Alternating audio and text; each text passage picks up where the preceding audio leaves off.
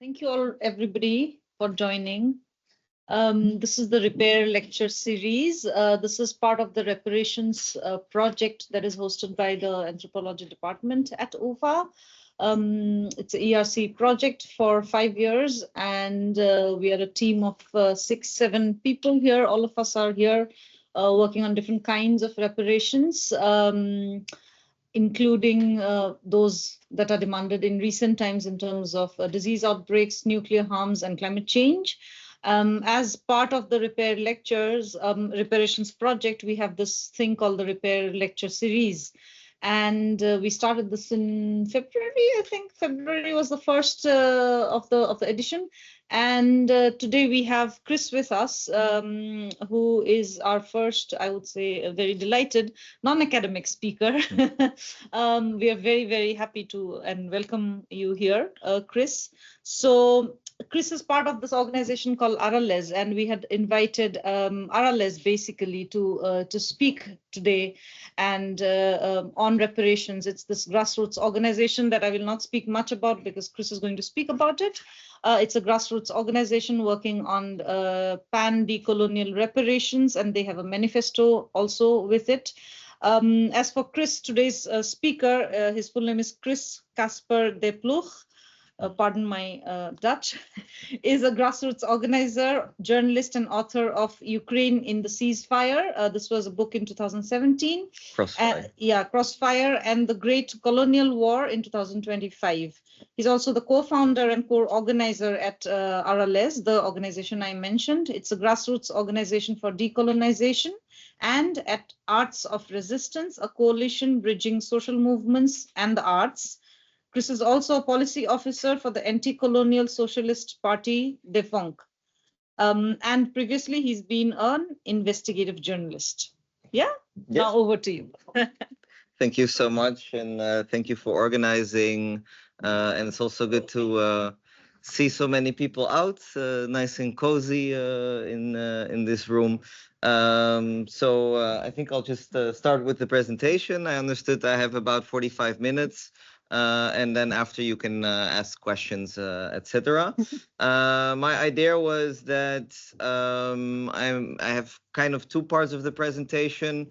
The first part, I'm gonna talk a little bit about colonialism and what colonialism means today, how colonialism is not something from the past, but something very much alive today.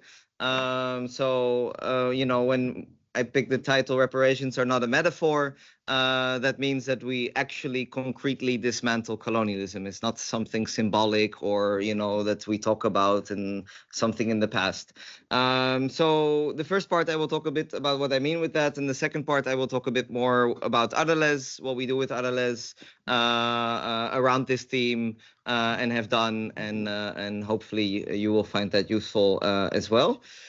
So, when we talk about reparations, without getting all too academic and theoretical, I really like this quote from Malcolm X. I think it speaks very clearly when one journalist, white journalist, asked him, you know, isn't there so much progress already? Slavery has ended. And then Malcolm X said, if you stick a knife in my back 9 inches and pull it out 6 inches, there's no progress. If you pull it all the way out, that's not progress. The progress is healing the wound that the blow made, and they haven't even begun to pull the knife out, much less heal the wound. They won't even admit the knife is there. So this is about the African-American context. I will speak more generally. The title, Reparations is not another metaphor, is also borrowed a little bit from decolonization. It's not a metaphor from Tucker and Yang. Some people might know it's a famous paper that's much more about the settler colonial context. I will be talking much more broadly about the world colonial system. And I will now tell you why the knife is still there in the back of colonized peoples across the globe. So first, you know, how did formal colonialism end? The planting the flag on foreign soil type of colonialism. You know, sometimes people have an idea that, you know, some white people had an epiphany and they were like, oh, actually, you know, we believe in human rights, and they got enlightened, and slowly everybody got rights and it went like that. That's not how it went. In fact, there were major liberation wars across many countries, Vietnam, Laos, Cambodia, Indonesia, Morocco, Madagascar, Malaysia. I can go on for a while. Of course, almost the entire South American independence wars were already in the 19th century. And what often happened is that the people who basically fought a bloody war for independence, then if they won, then they were the ones who had to pay reparations to the colonizer countries. This happened, for example, with Haiti, which had to pay $21 billion to France between 1825 and 1947, which could have amounted to $69 trillion after investment. That's an absolutely huge number comparable to the global economy. And if we look at more specifically the Dutch context, the Indonesians had to pay back about the same amount to the Netherlands as the entire Marshall Aid, which you might have heard from if you were raised in the Netherlands. You always hear like how the Americans helped us rebuild after the Second World War, and they gave us the Marshall Aid, and and that helped us so much. But actually, the Indonesians paid more as kind of reverse reparations after the independence war, and that was going on. I think the last payment was in 2003 or 2005.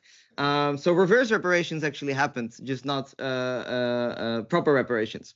But it's not just that proper reparations never happened. In fact, colonialism continued in different forms. And maybe the best person to cite about this is Kwame Nkrumah. He was the first president of a decolonized country in Africa. And he wrote a book, Neo-colonialism, The Last Stage of Imperialism, in 1965.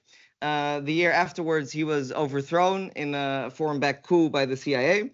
And he says the essence of neo-colonialism is that the state which is subject to it is, in theory, independent. In reality, its economic system and thus its policy is directed from outside. And there are many mechanisms to make sure that happens. The most blatant one is to just overthrow foreign governments. You can do that basically by invading, like happens in the invasion of Iraq or the invasion of Vietnam, for example. But you can also overthrow governments in more nefarious ways with intelligence agencies. There are way too many to name, so I won't go over all of them. Maybe one telling example would be Mohamed Mossadegh, who's in the left bottom corner. He was the first democratically elected president of Iran. He was not a radical or anything. He just wanted to nationalize the oil industry because it was from the former occupier. It was in the hands of British Petroleum. And then basically MI6 and CIA decided that was not a good plan, and they organized the coup. And it's not even controversial to say that because the people responsible literally brag about it in their memoirs. So in many cases, this takes a few decades before all of it is known, from Freedom of Information Act requests and things like that. But eventually they get out. Here is a partial list of U.S. regime change operations since World War II. The red ones are successful. The white ones are unsuccessful. And as you can see, there are a lot of them, and it's incomplete, and new ones kind of are unearthed every year. It's mostly taken from William Blum, a very encyclopedic war-killing hope, former U.S. State Department employee as well. Just to give you a sense of how massive these operations are, there are 16 U.S. intelligence agencies, some of them operational, some of them more intelligence collecting, but just one of them, Special Operations Command, operates in about 120 countries. It circulates a bit every year, but it's around that number. So it's massive. But it's not just overthrowing a government, it's also deciding what comes after. What often happens is that the moment a government is overthrown, the first thing they do, and a lot of times the one that replaces it is a dictator. Like I mentioned Iran, it was ruled by the Shah, for the monarchy, basically for decades afterwards.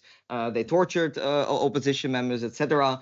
And what often happens is after these new dictators take over, then they go in bed with Western-dominated institutions. In theory, these are global institutions like the World Bank, the IMF, the World Trade Organization. But in reality, they are apartheid institutions. They are dominated by a $1, one vote system. And basically, the imperialist world controls a majority share in each of them. For the people who don't know world systems theory, core means basically the core of the capitalist system, but it's almost identical to the traditional colonial world. In the periphery is in the periphery of the capitalist system, which is basically the colonized world. I'm simplifying a little bit, but as you can see, the core very much dominates these institutions, and then they tell you, to privatize your systems, corporations, to open up the country, abolish tariffs for foreign corporations, to slash healthcare budgets, to slash education budgets, and basically to take over the economy. And the result is that the power of Western multinational corporations, which still very much dominate the globe, are tremendous. And you can see this in supply chains.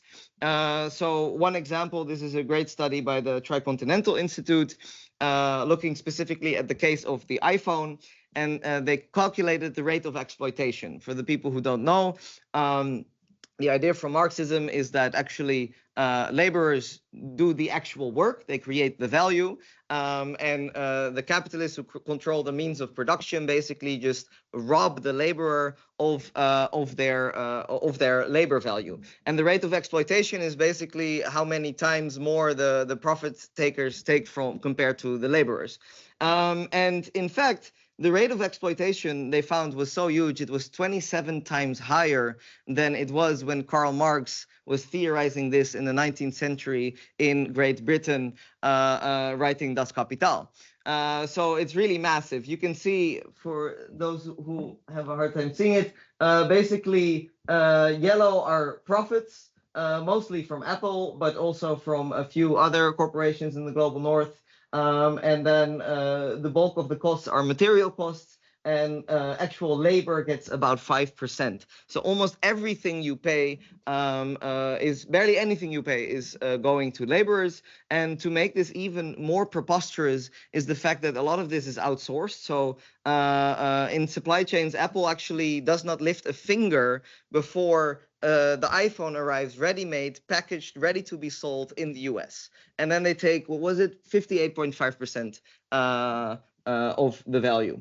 And that is just one case study, but you can also look at it at an international scale. This is one study that quantified unequal exchange on the global level, and they found that in red you see the countries that lose out to unequal trade, and in green the ones who basically win from it. As you can see, even Eastern Europe is very much peripheral to the system, and basically what they lose out, the periphery, is about 70 times more than what would be needed to abolish extreme poverty.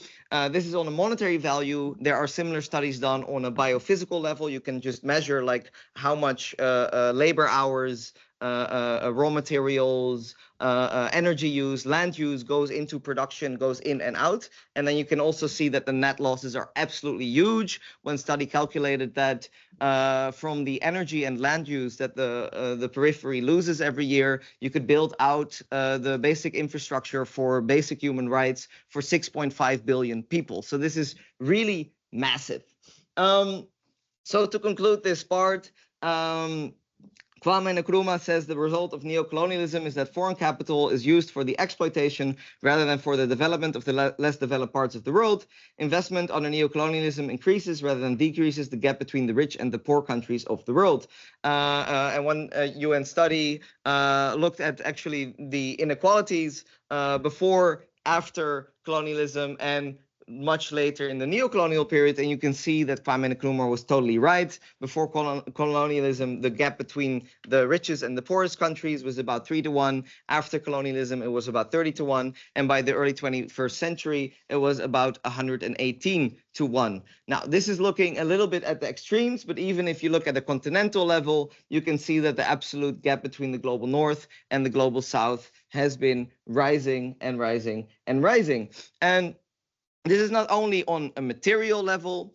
the material is also reflected on a cultural and informational level. So, for example, if we see, of course, languages were imposed, European languages across the world. We see basically languages that are either already dead or doomed, dying, basically, and are almost impossible to save. In the Americas and Australia, this is already more than 60%. And you see that also in the rest of the world, this is rising. If you look at the film industry, you see that Hollywood still dominates a large part of the globe. This is from a UNESCO study. In Latin America, it's like the red line are American movies, basically. And you see in Latin America, if you look at the top 10 movies, it's almost entirely dominated by movies from the United States.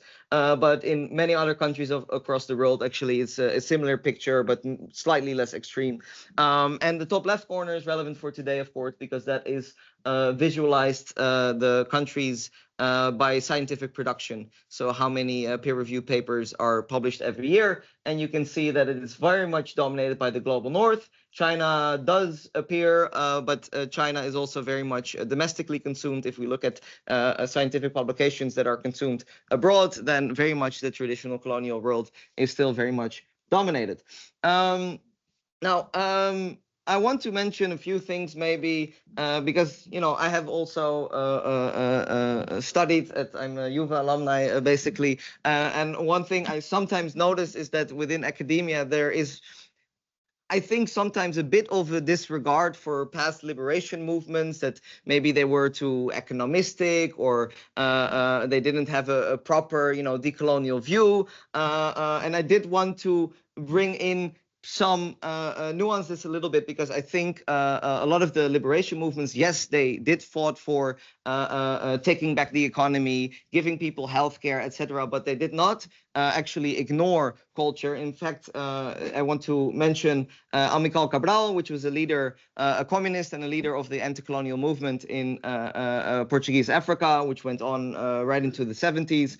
And he says that when Goebbels, the brain behind Nazi propaganda, heard culture being discussed, he brought out his revolver that shows that the Nazis, who were and are the most tragic expression of imperialism and of its thirst for domination, even if they were all degenerates like Hitler, had a clear idea of the value of culture as a factor of resistance to foreign domination. History teaches us that in certain circumstances, it is very easy for the foreigner to impose his domination on the people, but it also teaches us that whatever may be the material aspects of its domination, it can be maintained only by the permanent, organized repression of the cultural life of the people concerned.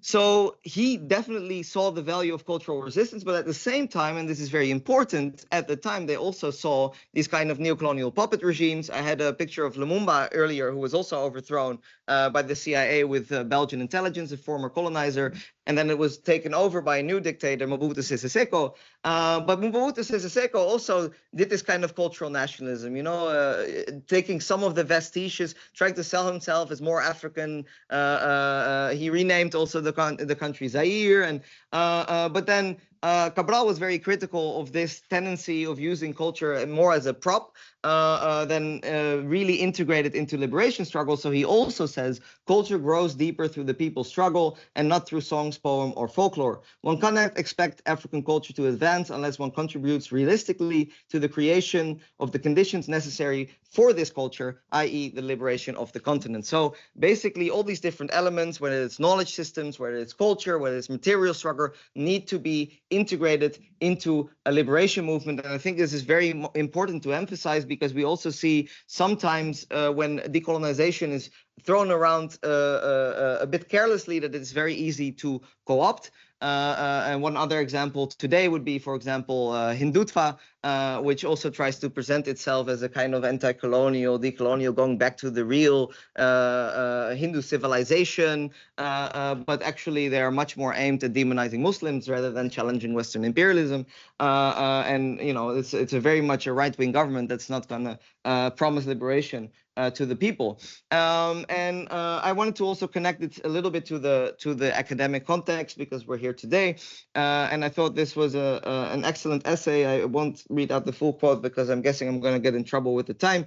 But basically, this is from a few scholars from the agrarian South, and they have some criticism of a tendency to talk about decolonizing knowledge and epistemic justice in a very abstract way. And they, of course, agree that we do need to decolonize curricula, but we also need to talk about the actual material conditions that would allow for that. Scholars in the South need their own scientific infrastructure, they need their funding, they need their schools, they need their universities. And of course, this is related to what I was talking about earlier with the IMF and the World Bank, because one of the first things they do is slash education budgets. And of course, the first things that are going to go are the university budgets.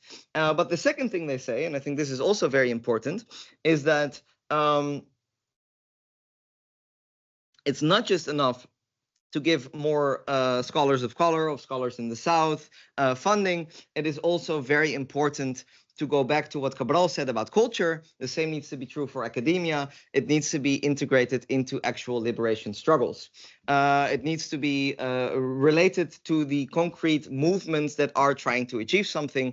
And that's why I also very consciously cited more revolutionary leaders today than I'm citing scholars. I think we need to very much integrate our own academia and our own knowledge with these movements to avoid a kind of ivory tower dynamic. So then we go to the Aralez part.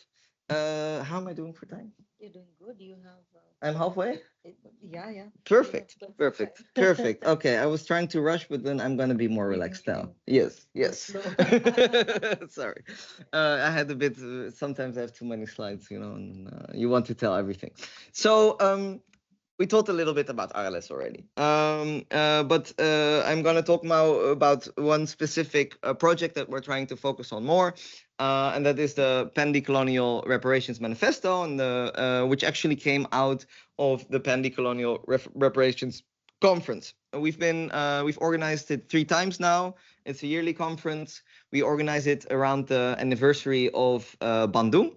There was a conference in Bandung in 1955. It was a kind of milestone for the anti-colonial movement. It was the first time leaders of decolonized countries came together from Africa and from Asia to basically talk about how to form a united front against Western imperialism. And the reason we picked that date is also because we found a lack of sometimes internationalist struggle in the Netherlands. I'm also, I said it before, I'm an alumni. I was also involved with the student struggles here in 2015, 2016, when we had the Maagdenhuis liberation and the Bungehuis liberation. And kind of out that came the Diversity Commission, all these things. And this is a title from a speech that my brother gave at the time. He was also involved. He said, "Fuck diversity, we want decolonization," because diversity is, it does not actually talk necessarily about power. You can diversify Royal Dutch Shell. You can diversify the board of the UvA maybe, but if the actual relations of the institution to the outside world don't change, then it means very little. So if we talk about decolonization, we're talking about really changing fundamental structures of power, and that has a material dimension, which is exactly why I have been hammering on that a little bit. The other thing that we noticed is that back then, decolonization was a very controversial word. That's why we actually had to fight a bit to get. We didn't even manage to get it into the title of the commission, but then they put it in the theoretical framework, whatever. But then a few years later, somehow it became, especially with Black Lives Matter, it became a bit of a buzzword. But then we noticed a lot of people talk about decolonization, but they're still actually meaning diversity. And as far as we talk about decolonization, it's almost exclusively about things that happen within Dutch borders. I do think that has been changing very much with the genocide in Gaza, and I'm very happy that that has been changing, and it's very important that has been changing. But we wanted to really, that's why we picked the Bandung anniversary, because we really wanted to bring back this kind of internationalist perspective, especially as being situated in the global north in our movements. So I'll come back to this. I'll come back to this. So why a pan-decolonial manifesto for reparations? So also another thing that was going on at the time. So now again we're at the kind of far right backlash. But when we started, there were a lot of sorries. We had the sorry from the king for the, well, actually not for colonialism, ironically. He only apologized for the excessive violence during the recolonization war in 45-49, but he didn't actually apologize for the invasion, let alone for 350 years of colonialism. So only some war crimes were bad, but apparently the war was fine. Then we had, of course, the sorry for slavery. We had a sorry from the municipality. We hear a lot of sorries, but very little concrete change, very little concrete material solidarity, even though, as I mentioned before, there were definitely reverse reparations. So we wanted to first, we did the conference just to talk with all the movements involved. So we invited everybody. There were about 200 altogether with the 2 days, 200 people. And what came out of the conference very much was that people actually desired a manifesto as a kind of tool they can use also within their own movements. We have people from the climate movement, from socialist movements, from anti-racist movements. Within those anti-racist movements, also there are a lot of islands sometimes, people organizing within their own communities, which is very important. But then we were lacking a kind of overall manifesto, and especially one that was tailor-made for international solidarity. So this is a tool that people can use within their own movements to basically kickstart their conversations. It can also be used by political parties. We, for example, had a speaker from Linksboven, which is kind of the dissident movement of the Green Left PvdA, the kind of big leftist. I don't really think they're leftist, but social democratic opposition party in the Netherlands. But then they can bring this in. So actually, the cabinet just fell. So if you're in a political party, you're now creating the new kiesprogramma elections program for the coming year. You can literally go through the demands and see put motions through at your party conference to get it into those election programs.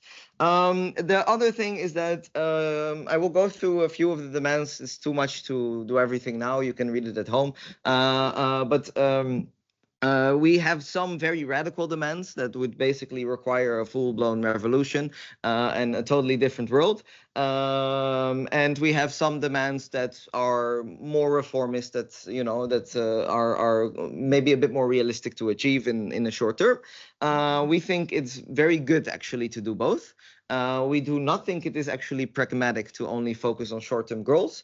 We have the idea of non-reformist reforms, which is the idea that, yes, we need to have some realistic short-term goals, because otherwise, you can't really bring people along. You need some concrete victories that you can gain, that can energize people, that can show also people outside of the movement that we can actually win for them, and that motivates them to join us. At the same time, what often happens if people only become pragmatic and focus on only these small changes, then after they achieve those little victories, they go back to sleep and they go back and sit on their butts, and then a few years later they are just overturned because you did not change the actual fundamental structures of power. So you need to always frame these things in a much broader structure. So if you're fighting for minimum wage, for example, you say minimum wage is great, but actually the bigger problem is that we don't control our own work and that these large corporations control our economy. So that's then the next step, right? So this is the idea. So again, what are reparations? As I said, I'm not going to repeat the entire quote, but just to get back to Malcolm X, right? It's about much more than just stopping something. It is about a fundamental transformation. It's taking out the knife and healing the wound. Malcolm X is considered a bit of a radical, so maybe it's good to also mention there is actually a lot of jurisprudence. There are UN frameworks for reparations that actually say almost the same as Malcolm X, that reparations, if performed according to international law, must, as far as possible, wipe out all the consequences of the illegal act and re-establish a situation which would, in all probability, have existed if that act had not been committed. So healing the wound. It has a few basic pointers. It's about first recognition. So we got to step zero, at least. We got to step zero, partially because recognition is not just an apology, but also educational programs, truth-finding research, then restitution. So if you stole land, you give it back, right? So that is the material aspect. We're definitely not there yet. Compensation, this is the financial part. Rehabilitation, right? Healing, support for people, for intergenerational trauma, things like that. Satisfaction, which means that you cannot just decide top down what the reparations are going to look like. The people who are actually victimized should direct the process. And the fifth one I find very, very important is non-repetition. And especially now with the ongoing genocide in Palestine, this is a very obvious one. I already talked about the bigger picture as well, because it's still going on. It's very much still going on. So we try to frame it in a holistic fashion. So we try to basically see reparations not as a paycheck, but as a process of basically transforming colonialism, capitalism, those scars that we see today in the world. But it is interesting, just as a mental exercise, to say, like, what if it was about money? There was one scholar, Sendu Hida, who did a basic calculation exercise. And he said, just if you would calculate the rent on the land for your enterprises, if you pay for all the goods, if you pay wages for all the labor, compensation for the injury, pay interest on the debt that all those years that you did not pay, that amount, and obviously you have to make a few assumptions about how much it costs. He did some conservative assumptions, but even if you would take slightly less assumptions, it's just to give you a sense, the total amount would be 321 quadrillion US dollars, which, what is even a quadrillion? It is more than 10,000 times the total colonizers' GDP. So obviously it is completely unaffordable. You cannot actually pay it. So it is not actually about payment. It's about using those payments to pay for the fundamental transformations. It's about using those payments to basically make sure that the global south gets technology transfers, gets their land back, that there's an industrial convergence between the global south and the global north, that we can actually create a just world. And there's, at least in a justice-based approach, there's more than enough money to pay for it. One way that PARCO, the Pan-African Reparations Coalition, frames it, says, our struggle for reparations is not asking anyone to give us anything or do anything charitable for us. Rather, it is a long overdue demand for what, by all tenets of justice, is rightfully ours. We are demanding complete economic, political, social, cultural, and spiritual justice. That is justice in its true holistic meaning. Receiving the financial component of reparations will be meaningful only if it serves the holistic purpose and strengthens the integral whole of our self-repair process. Although no sum of money could ever erase our pain or wash away the blood of our glorious ancestors shed at the hands of their enslavers and colonizers, we must have all that is necessary for restoring ourselves and future generations to our sovereign inherent right to self-determining in every aspect of our lives in order to attain meaningful global justice for all. So it is all those social justice programs, the finance can serve as a way to pay for it. I'm going to skip this part because I think I already touched on it.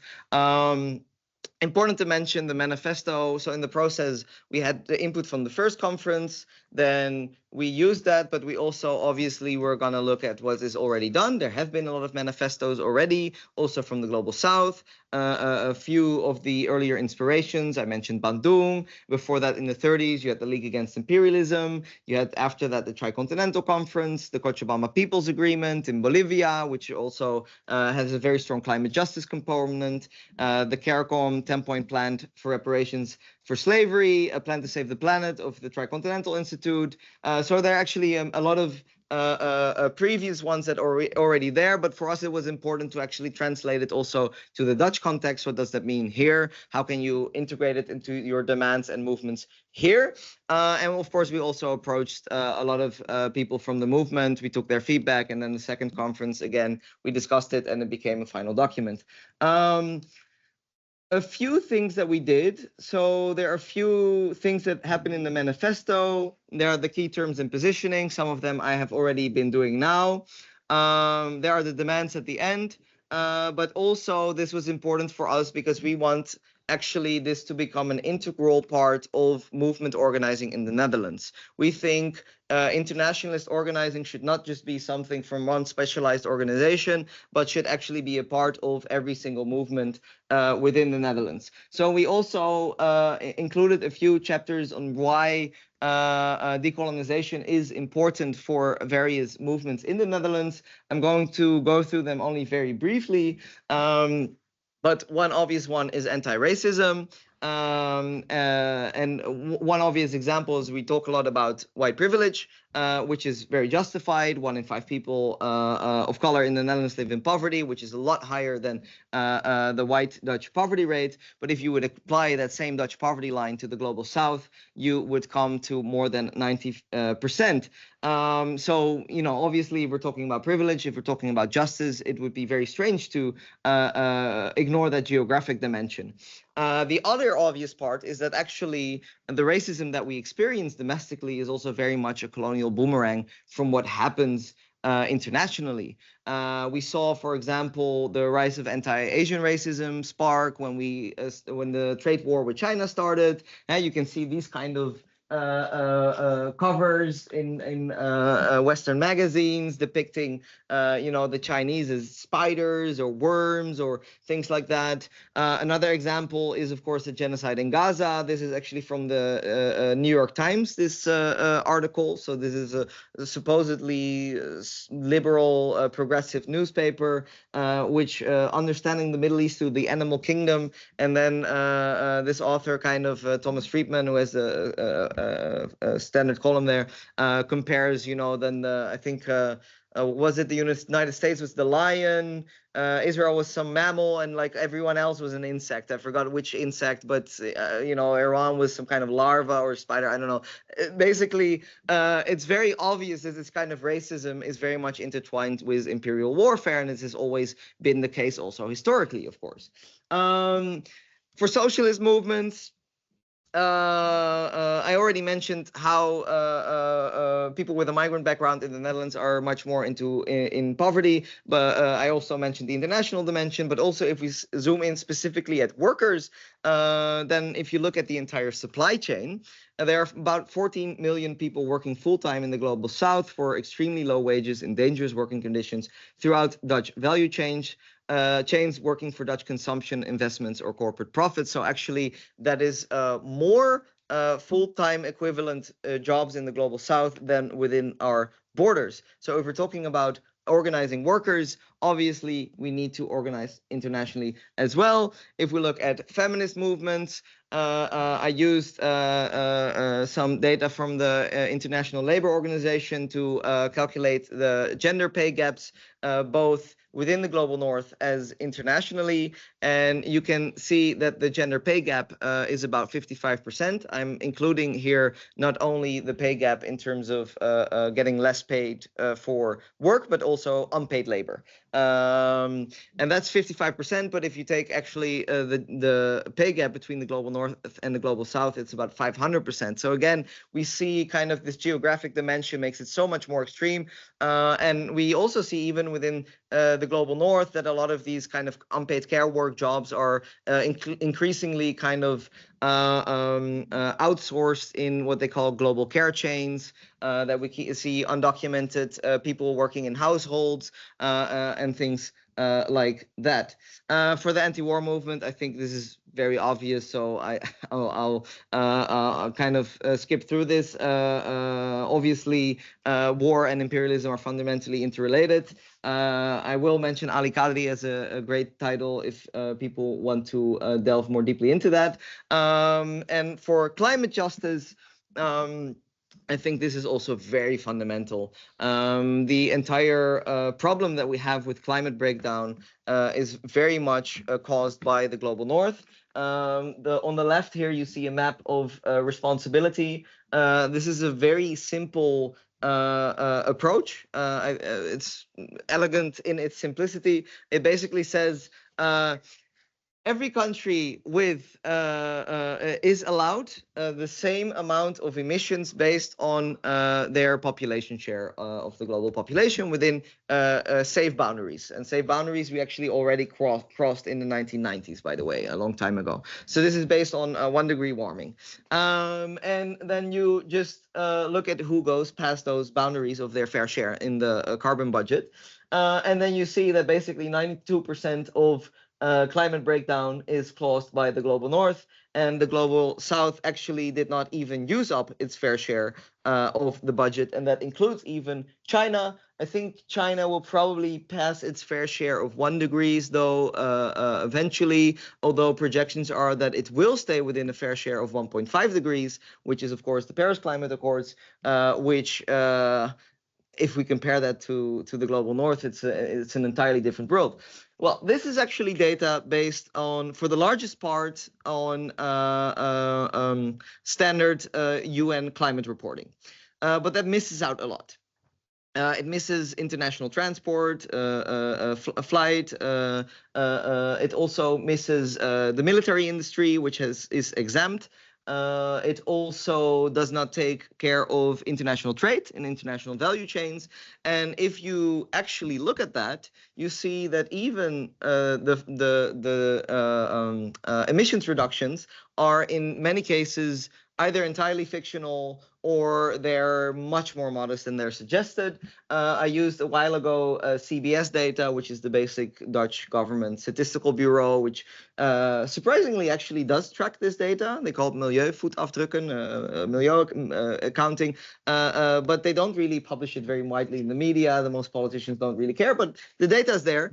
So the red line are the IPCC emissions. They do go down. They even didn't make those promises. It should be 25%. They didn't make it. But then if in the blue, you can see the real emissions, and they actually went up between 1990 and 2019. So obviously, international justice is very, very important here as well.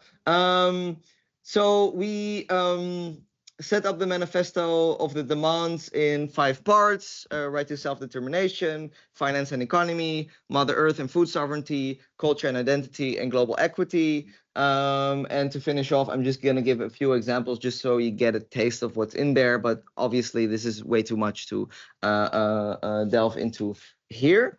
So reparations for the right to self-determination, abolishing the military industry, abolishing nuclear weapons, abolishing NATO. I know this might be controversial for a few people, and I'm happy to go into that in the Q&A.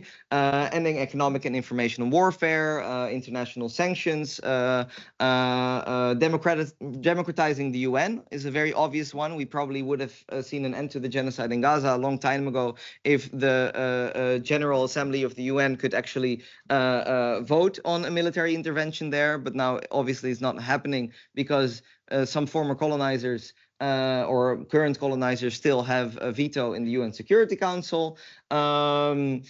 Reparations for finance and economy, abolishing tax havens, huge part. We talked about the IMF and World Bank, of course. Another major problem is patent rights. I know some people were working on viral infections. So we saw during the COVID outbreak that they didn't want to actually share patent rights. So then people couldn't get a vaccine in time. Those kind of problems. Technology transfer and investment, particularly for sovereign supply chains. So it's really important that actually one big legacy of colonialism is that a lot of countries only produce just a few raw materials, which gives them a very, very bad bargaining position on international supply chains. So it's very important that they actually develop their own diversified economies with their own internal supply chains. Equal work for equal pay, equal minimum wages, equal labor laws across these supply chains. So these kind of demands. And long term, we would want to decommodify all social, economic, and cultural rights, which sounds actually radical, but this is not actually that radical. People need to also realize that we don't only have a UN Declaration of Political and Civil Rights, we also have a UN Declaration of Social, Economic, and Cultural Rights. The right to food, housing, clothing, education. This has been there for a very long time, for decades already. Like, people actually have a basic right to that. It sounds radical to demand it, but actually it's not, and it shouldn't be. Reparations for Mother Earth and food sovereignty, rights of nature, of ecosystems, also equal laws throughout the supply chains when it comes to environmental laws. What we often see is that they are much more strict within the global north than what these companies do outside their borders. I mentioned the IPCC accounting. Obviously, the military should be there. International transport should be there. And climate reparations is a very obvious part. And much faster zero emissions, land back, agroecology, things like that, culture and identity, funding the preservation of non-Western languages, culture and identity. So I mentioned this before, right? That this is a very important part of decolonization, is also taking back the culture, the traditions, but this actually needs physical infrastructure. This actually, to preserve these languages, actually needs funding. It doesn't just happen magically. Combating commodification, appropriation, stigmatization, etc., fostering positive anti-colonial culture and self-esteem. And we decided actually amongst both colonized and colonizer nations, sometimes it is forgotten that actually, there are some, we have some very great Dutch people as well, white Dutch men like Henk Sneevliet, who fought colonialism. I think we should also tell about those people, that fostering actually also a healthy anti-colonial culture within colonizing nations. And global human rights is also kind of general category. Things like quota, freedom of movement, right? We have a huge problem with the passport regimes, anti-discrimination laws, things like that. So to finish off, we don't just have the manifesto, we don't just have the conferences, we also have sessions where we dive much more deeply with activists in like a kind of whole course, when we really go from like 10 weeks and have like full day sessions to also talk about strategy and how we actually do these things to build the interconnections within our movements. We're going to do one again probably after the summer, so if you're interested, come see me. We also have a lot of recorded sessions for people who want to get into this. I forgot to actually mention, and I do want to mention this very specifically, that one of the very obvious parts, so I skipped this slide, but because we are at the UvA today, and one of the very obvious ways that decolonization becomes symbolic rather than actual material solidarity is Gaza. And I have my own personal experience with this. I was hired actually to come back after many years as a program maker for decolonial dialogues. And the idea was also that out of those dialogues would come like concrete suggestions of how to decolonize the university. And it went kind of okay until the genocide started. And then suddenly I get people from the communications department telling me that we can't, and not just me, also my colleague, Vedra Haringsma, we wrote about it together at the Parool. You can see the details there. But suddenly we were not actually allowed to program about Gaza because it's actually not about colonialism, they tell me. And apparently the marketing person knows that better than me, who's been working on decolonization for more than a decade, but okay. Or first they give also excuses like we don't have funding, then you find funding, then basically they tell you you are employed, I'm the boss. And it took a lot of effort and internal, negotiations to eventually, after months, do something. But then it's only a talk. And then you see, when it comes to cutting ties, it doesn't actually happen. There is still an encampment outside. In fact, I'm happy at least it didn't get beaten up this time, which might still happen. We'll see. But the first time they did the encampment, they literally sent in the police to beat their own students up. I talked with one of the students, literally her skull was cracked by a police baton. We're talking about very serious violence. There you see that when it comes to really concrete material solidarity, we cannot really expect it from the university board, but I do expect from all of you here today to do that as part of the struggle, because yes, university boards historically, whether it's the Vietnam War, whether it's the genocide in Gaza now, where it was World War II, are almost always on the wrong side of history. But students have had and teachers have had also major parts in movements to challenge that. We saw the same in the anti-war movement in Vietnam, and we see the same today. And I think I would also want to call everybody to, after this lecture, go to the encampment, speak to the people there, see how you can support in whatever way you can, because I do think, even though I gave a much more general speech, I do think the exterminatory genocide in Gaza is really fundamental to the entire neo-colonial order. It's kind of like a acupuncture point, a kind of pivot point where a lot of these things come together. So to finish off with a quote from Gustavo Petro, the Colombian president, and this also tells you how they look at this at the Global South. This is not necessarily the most radical person out there. What he sees, what we see in Palestine, will also be the suffering of all of the peoples of the Global South. The West defends its excessive consumption and the standards of living based on destroying the atmosphere and climate, and to defend it, knowing that it will cause the exodus of migrants from the south to the north, and not only of the Palestinian people. It is ready to respond with death. If the West does not want to transform its economic system only as far as the market will go to decarbonize it, and it knows that the effort will be minuscule to save life on the planet. Its policy seeks to defend the bubble of consumption of the rich on the planet and not to save humanity, whose majority is disposable to it, like the children of Gaza. The right wing in the West sees the solution to the climate crisis as a final solution. Gaza is just the first experiment to deem all of us disposable. So with those words, I'm finishing up. If you want to learn more, I wrote a whole book about 500 years of colonialism and imperialism and how it continues today. I have a few books with me as well, so feel free to come to me. We have the Reparations Manifesto, of course, that you can check out. And if you want to support my work, that is also possible, because I do most of it unpaid, because, you know, it's hard to do this kind of work at a paid institution. So that was the presentation.